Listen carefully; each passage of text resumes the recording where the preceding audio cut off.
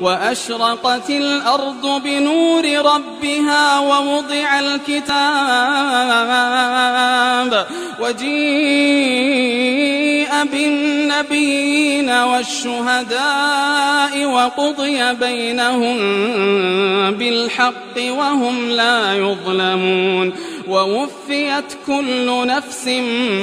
ما عملت وهو أعلم بما يفعلون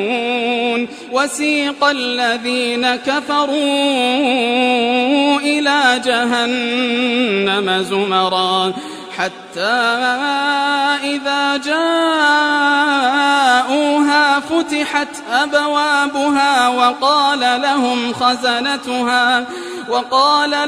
خزنتها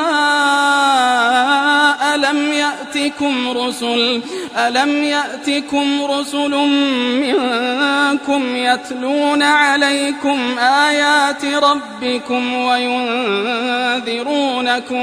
وينذرونكم لقاء يومكم هذا قالوا بلى ولكن حقت كلمة العذاب على الكافرين قيل ادخلوا أبواب جهنم خالدين فيها فبئس مثوى المتكبرين وسيق الذين اتقوا ربهم إلى الجنة زمرا حتى إذا جاءوها وفتحت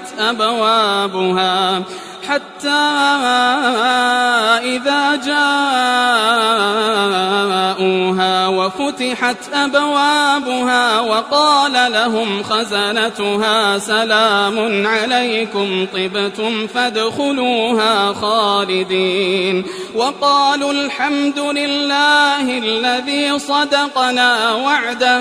وأورثنا الأرض نتبوأ من الجنة حيث نشاء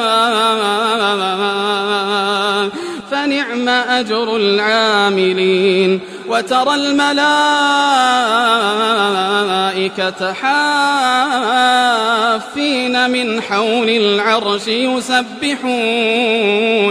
يسبحون بحمد ربهم وقضي بينهم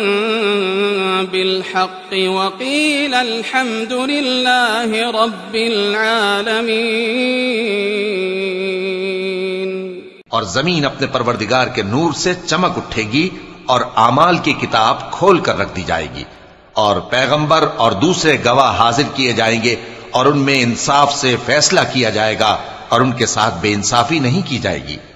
और जिस शख्स ने जो अमल किया होगा उसको उसका पूरा पूरा बदला मिल जाएगा और जो कुछ ये करते हैं उसको सबकी खबर है। और काफिर गिरोह गिरोह करके जहन्नम की तरफ हांके जाएंगे यहां तक कि जब वो उसके पास पहुंच जाएंगे तो उसके दरवाजे खोल दिए जाएंगे और उसके दारोगा उनसे कहेंगे कि क्या तुम्हारे पास तुम्ही में से पैगंबर नहीं आए थे जो तुमको तुम्हारे परवरदिगार की आयतें पढ़ पढ़ कर सुनाते और तुम्हारे इस दिन के पेश आने से तुम्हें डराते थे? वो कहेंगे क्यों नहीं, लेकिन काफिरों के हक में अजाब का हुक्म साबित हो चुका था। कहा जाएगा कि दोज़ख के दरवाजों में दाखिल हो जाओ, हमेशा इसमें रहोगे, सो तकब्बुर करने वालों का बुरा ठिकाना है। और जो लोग अपने परवरदिगार से डरते हैं उनको गिरोह गिरोह करके बहिश्त की तरफ ले जाया जाएगा यहां तक कि जब वो उसके पास पहुंच जाएंगे इस हाल में कि उसके दरवाजे खोले जा चुके होंगे और उसके दारोगा उनसे कहेंगे कि तुम पर सलाम हो, तुम बहुत अच्छे रहे, अब इसमें हमेशा के लिए दाखिल हो जाओ।